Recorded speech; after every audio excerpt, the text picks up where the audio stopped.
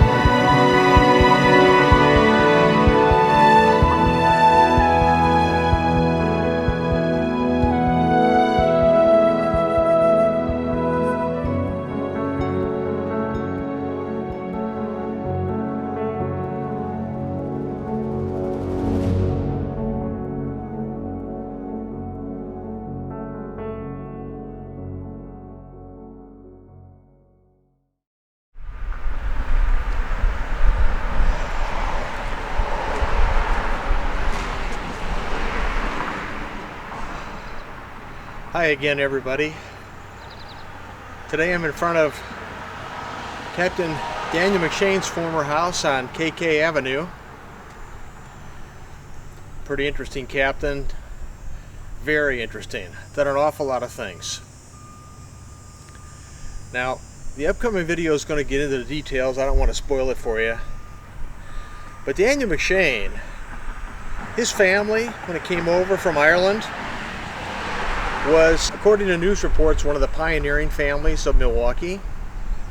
They lived up by North Point on the northeast side initially, had a house there, and then as Daniel grew up with his two brothers and three sisters, he became, believe it or not, that of a gardener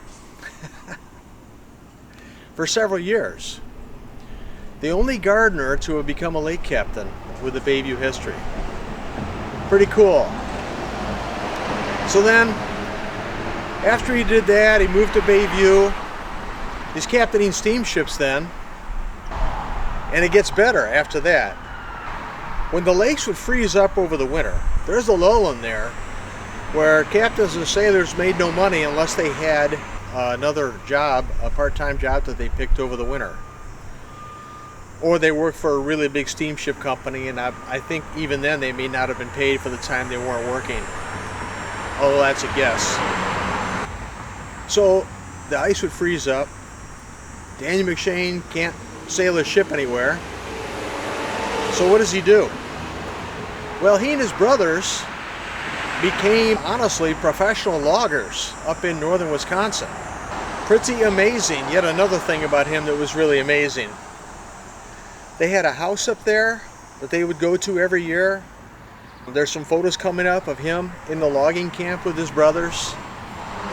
And then records indicate that when the ice thawed in the spring, he would join up with his ship up in Lake Superior, which is near the logging camp.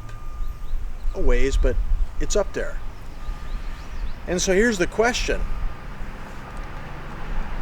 Could Daniel McShane have carried the very logs that he cut down over the winter when he joined up with his ship again in the spring in Lake Superior and sail it down to Milwaukee? Don't know. Can't confirm the cargo, but I would say that there's a pretty good chance that that could have happened. Regardless, he worked for many years in the logging camps when the ice froze over in between captaining ships. Now after this, I think it was around the Great Depression, family information indicates that the company that owned the ship went out of business and he looked for other work and he became a blacksmith for a while. And then he started building log cabins down at a Boy Scout camp in Illinois. Built quite a few cabins down there.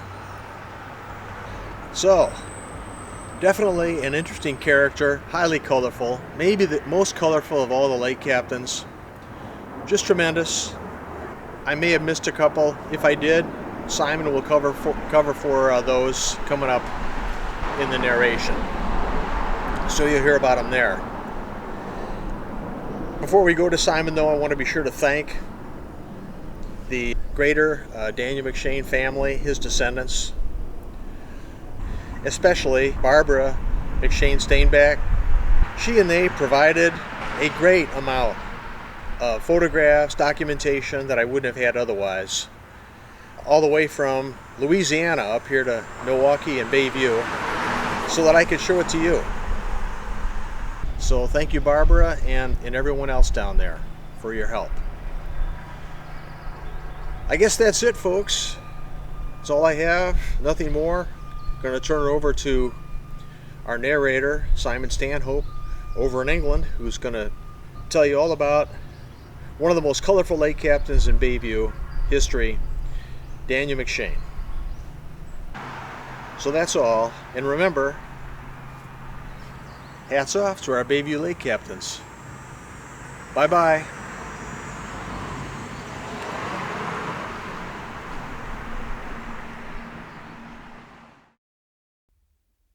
Welcome to another installment of Bayview, Town of Lake Captains, where we discuss the lives of the 71 different lake captains that once lived in Bayview, Wisconsin, during the late 19th and early 20th centuries, in the age of sail and steam. This discussion will include their ships, their homes, their families, and their lifetime of sailing adventures on the Great Lakes. Here is the map of lake captains' homes in Bayview, to show you where this episode takes place. Its location focuses primarily on the large green arrow. Before we begin this episode on Captain Daniel W. McShane, the author and creator of this series, Commander Douglas D. Mintline, USNR, retired, would like to thank the McShane family for their wonderful and essential contributions to this chapter. Specifically, these are Barbara McShane Steinbach, granddaughter, Dale Howard, great-grandson, Donna Spicknell Gladson, granddaughter, Betty Spicknell Katz, granddaughter, and Judy McShane DeSico. They provided, and gave him permission to use, not only all of the photographs of Captain McShane, but also essential documents, and, maybe most importantly, provided their oral family history, passed down through 3, going on 4 generations. Bayview and Great Lakes maritime history owes them many thanks for recording and sharing their family history with us. We will now move into his amazing biography. Today we will be discussing the life of Captain Daniel W. McShane, who had an extremely colourful and interesting life, not only on the lakes, but also ashore. Born into one of the pioneering families of Milwaukee, and growing up on the North Shore, Captain McShane worked in his early days as a gardener before becoming a lake captain. He captained a steamship while living on South Kinnickinnic Avenue, and then, when the lakes would freeze for the winter, would move up to northern Wisconsin to work as a logger in one of the many logging camps there. In some cases, when the spring thawed, he took command of steamships in Lake Superior, and it's entirely possible that after working all winter chopping down trees, he then captained one of the ships that brought them to market in the lower Great Lakes, including Milwaukee. He also served in the U.S. Merchant Marine during World War I, and later became a blacksmith. Towards the end of his life, he built log cabins at a Boy Scout camp in Illinois.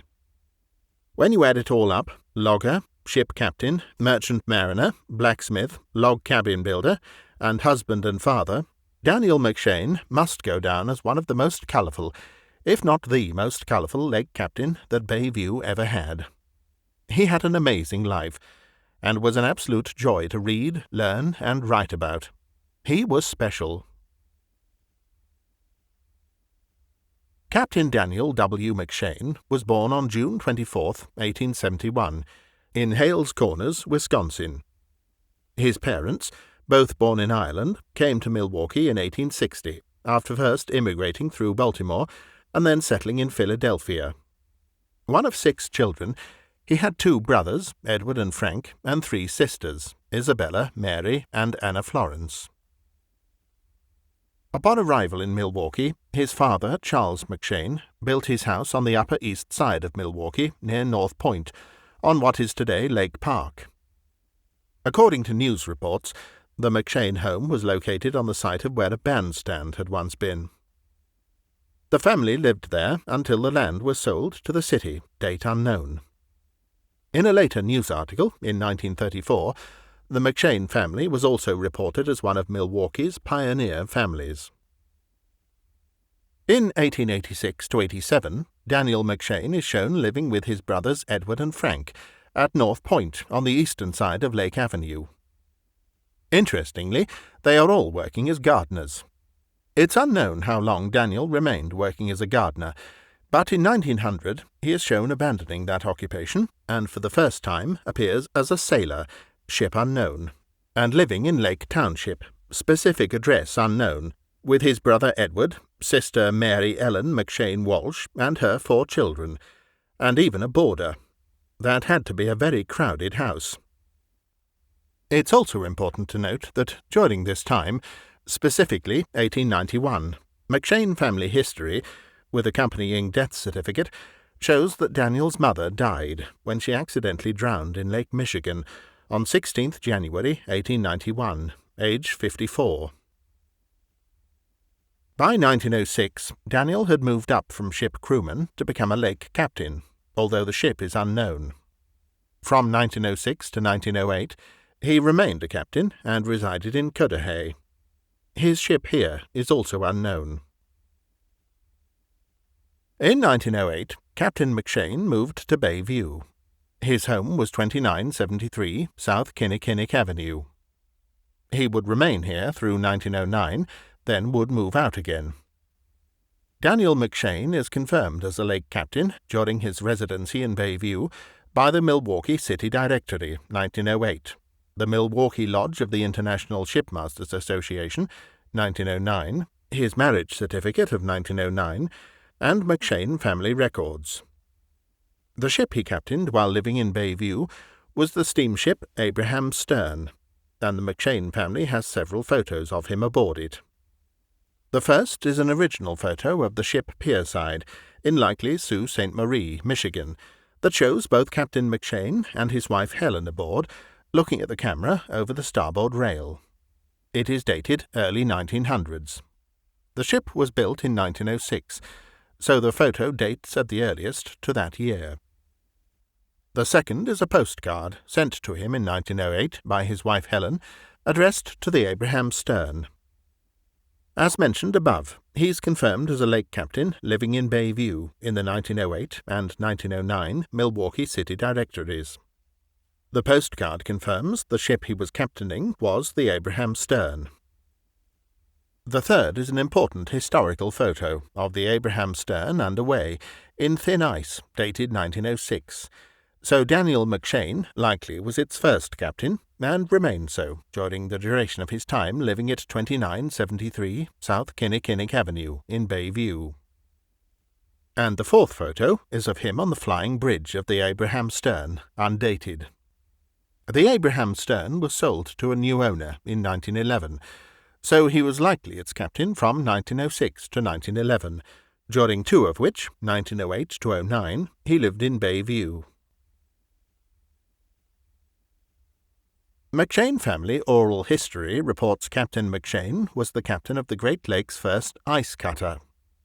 The family has an extremely interesting 8 by 11 inches photo, dated 1906, that shows the Abraham Stern sailing in extremely close quarters, as close as 5 feet, in company with 20 other steamships, through thin ice. Today we call them icebreakers, but the first official heavy ice-breaking ship on the Great Lakes, the Mackinaw, wasn't launched until 1944 by the U.S. Coast Guard. The term heavy refers to the ability to break thick ice. The U.S. Coast Guard provides the requirements for their first ice-breaking ship on the lakes, a heavy icebreaker named Mackinaw. Quote, "The Mackinaw could break 2.5 feet of ice continuously, and up to 11 feet by backing and ramming." Unquote. But then, how was heavy ice broken before 1944 in the lakes? It wasn't. World War II and the need to get iron ore and other important minerals out of the Great Lakes for industry provided the catalyst for the nation to invest in year-round, heavy ice-breaking ships on the lakes, like the Mackinaw. Before the war, however, shipping stopped pretty much completely when the lakes froze over. In fact, documentation was discovered that shows insurance companies of the late 19th and early 20th centuries required ships they insured to stop sailing by the first week of December each year. And now, here is where we get to the significance of the photo of the McShane family and its history that Daniel McShane captained the first ice cutter ship. By now, the reader has picked up on the aforementioned emphasis on heavy ice. But what about thin ice? Most ships could plough through that, but at what cost in terms of more fuel needed to do it, time expended, and wear and tear on the hull? What if a few ships were designated to keep the thin ice at bay for others that follow? Could this be why the term ice cutter and not ice breaker was used? Could this be the type of mission Captain McShane was first to sail? Perhaps they only cut the ice in channels and around ports. Or maybe, at the first sign of ice, cut it out on the lakes until it got too thick. Could shipping companies themselves have designated one of their ships to cut ice for the remainder of their fleets, and Daniel McShane being the first captain to do so? The McShane family photo from 1906, mentioned above, is not only especially unique, it may also be historically significant. It shows 17 different, but similar in type, steamships, sailing in a long line in unbelievably close proximity, through ice, and undoubtedly thin ice. Most of the ships are only 10 or 20 feet apart, and Daniel McShane's ship is 5 feet away from the one in front of him, and the one behind him is only 10 feet away. In the days before the first heavy icebreaker appeared in 1944, could Great Lakes shipping have used smaller ships, like the ones in the photo, to cut through thin ice in early winter and spring, to extend the sailing season by even a few weeks, until the ice became too thick to cut through? In the photo, why are they sailing so close together, and in such huge numbers? What are these ships doing in this photo? Surely, if one ship was ploughing ahead, the others would follow in a long line, not next to each other. And why are all these ships together? What are they doing? They're also all fully loaded with cargo. It's an incredible photo. There is another possibility.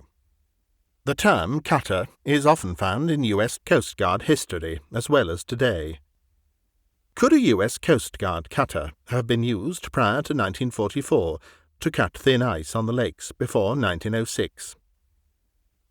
The U.S. Coast Guard was formed on 28 January 1915 by merging the U.S. Revenue Cutter Service and the U.S. Life-Saving Service. Research into the U.S. Revenue Cutter Service didn't show any use of its cutters cutting ice. The only Coast Guard cutter found to be involved in breaking thin ice, the Escanaba, was commissioned 7 years after Daniel McShane retired in 1925. There is no documentation, either within the family or through external research, that Captain McShane was ever in the Revenue Cutter Service or the Coast Guard. This all lends credibility to the photo, still in the McShane family, of those 21 ships sailing closely together in thin ice. Perhaps another researcher can find more sufficient documentation on the history of ice breaking and ice cutting on the Great Lakes, and the photo can be better explained. Without doubt, though, Daniel McShane captained the first ice cutter on the Great Lakes. The only question is, what was that ship? Could it have been the Abraham Stern? When did he captain it? And what were the specifics of how and where the cutting was done?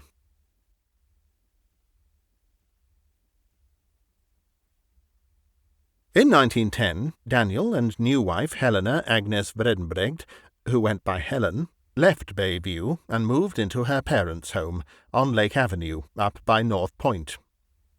This may possibly indicate that since his parents also lived in this area, this may be how he met wife Helen. Her parents' house may have been a large one, since torn down, because there were 10 people living together. He is shown as a, quote, captain, steamboat, unquote.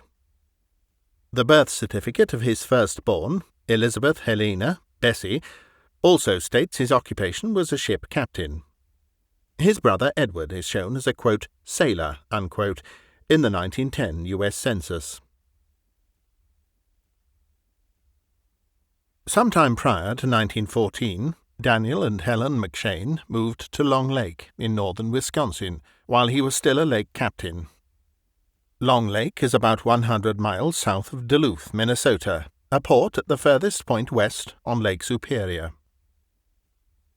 Captain McShane's granddaughter, Barbara McShane Steinbach, reported the following that clears up a lot of the details and reasons for Daniel's departure for northern Wisconsin, as follows, courtesy of her cousins, Donna Spicknell Gladson and Betty Spicknell Katz, granddaughters of Daniel McShane. Quote, Donna and Betty say that the reason their grandparents, Daniel and Helen McShane, moved to the North Long Lake area was because of jobs. And yes, he, Daniel, was still a captain. In the winter, he would go north to the logging camps and work as a logger. In the spring, he would go north and work on the ships in Lake Superior. Another reason is that they had friends and family in the area, and one of them had a resort. Donna and Betty's mother, Mary McShane, sometimes worked as a maid at the resort. She talked about how she went into a room one time and came upon a man stark naked. He asked, "Do you like what you see?" She told him, "No, not particularly," and walked out. Mary talked about how a lot of the gangsters from Chicago would frequent the resort. Unquote. Granddaughter Donna Gladson also reports that this information came to her from stories told her by her grandmother, Daniel's wife Helen, when growing up, and that Daniel's logging work was alongside his brothers Frank and Edward.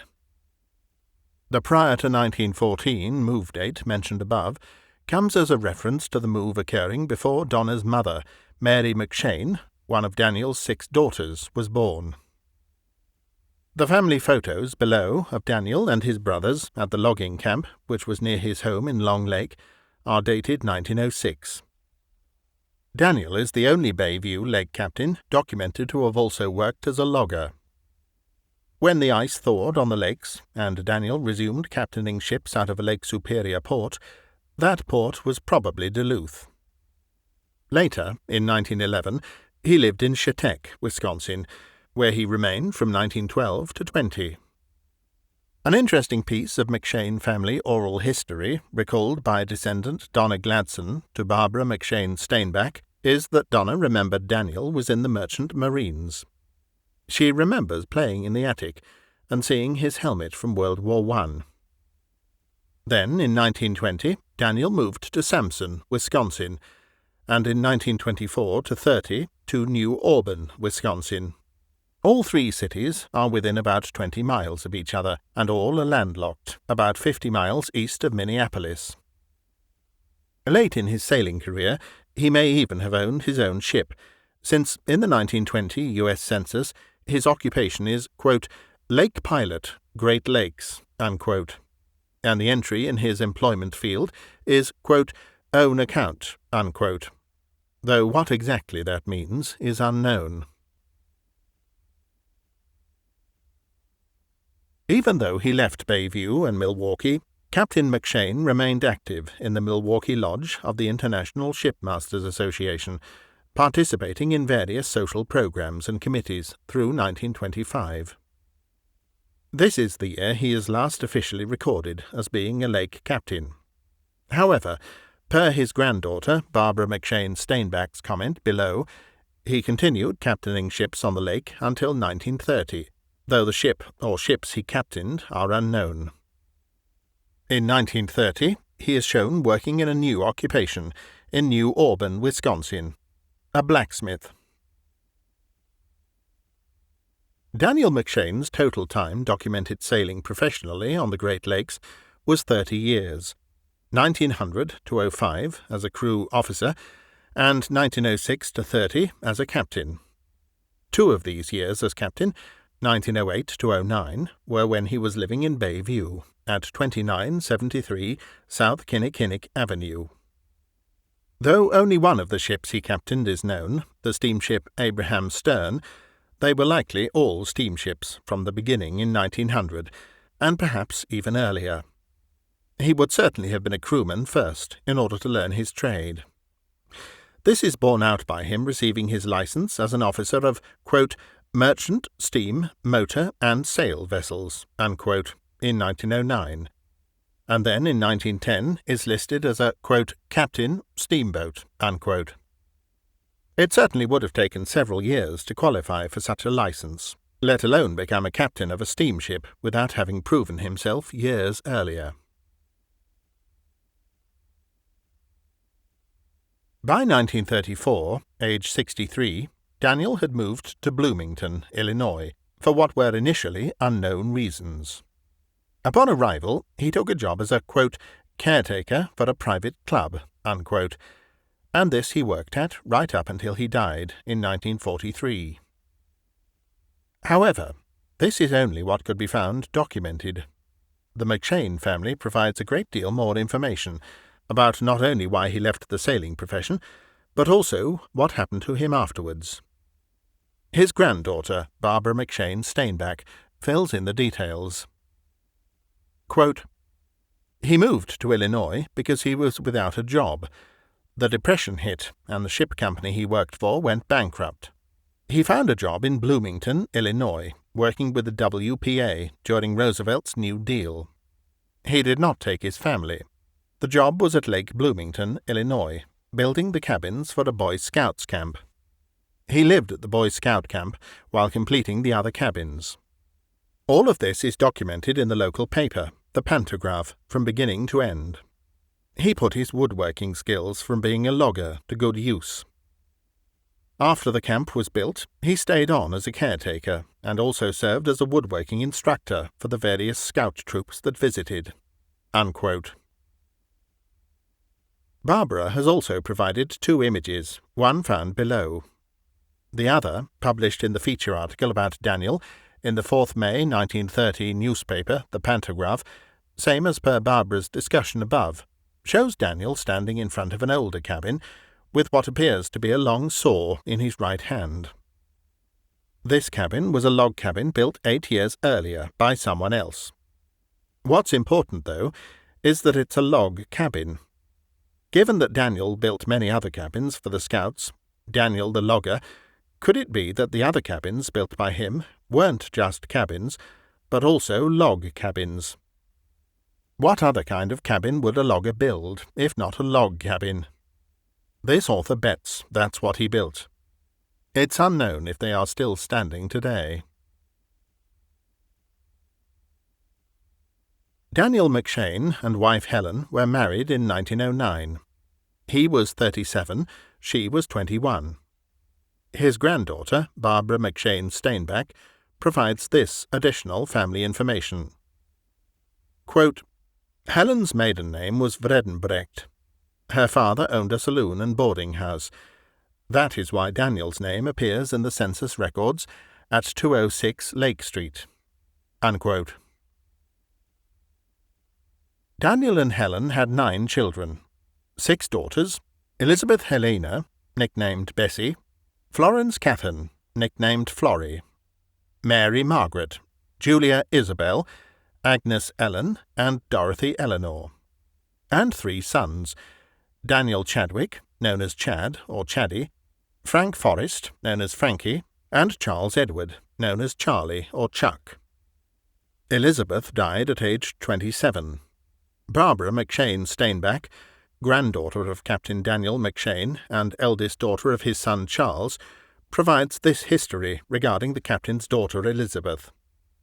Quote, Elizabeth detested her nickname of Bessie.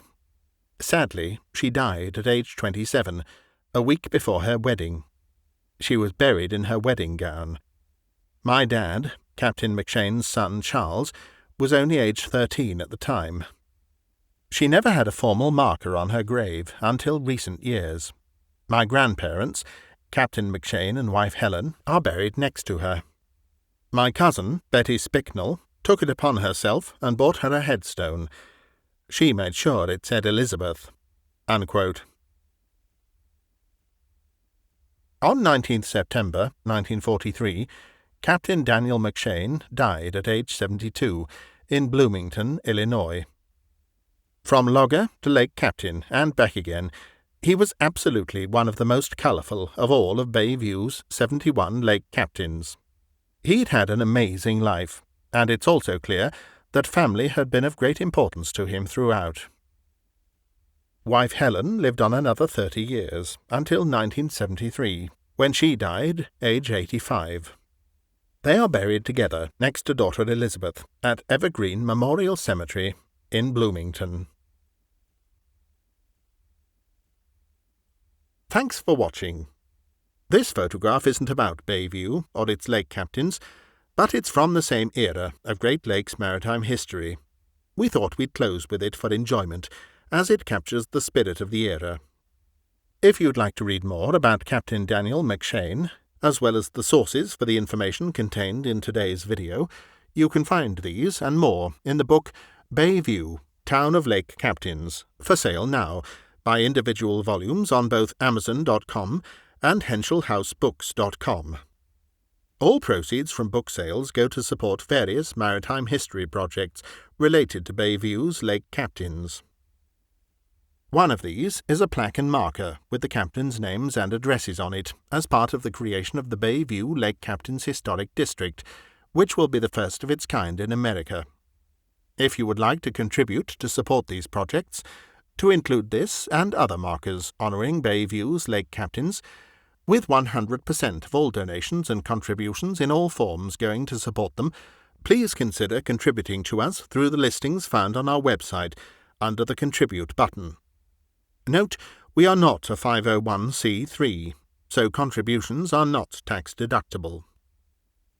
If, for some reason, we are unable to secure these markers, then all funds donated to this site will be given as a cash donation to the museum ship SS City of Milwaukee in Manistee, Michigan. This is the only surviving intact ship that was once captained by a Bayview Lake captain, and in its case was captained by at least 2, and likely 3, totaling over 20 years between them. Finally, we also have free self-guided walking tours of Bayview's 71 lake captains' homes, using only your phone. It's simple and easy. Just go to our website shown here, find the item on the menu bar at the upper left named Free Self-Guided Walking Tours, and then scroll down to find the map with instructions. Zoom in by street.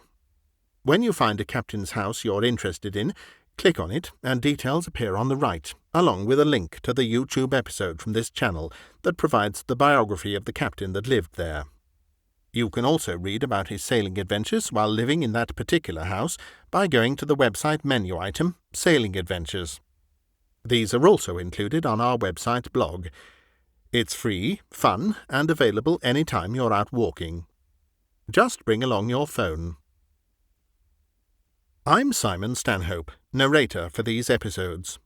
Join us again soon for the next chapter of Bay View, Town of Lake Captains.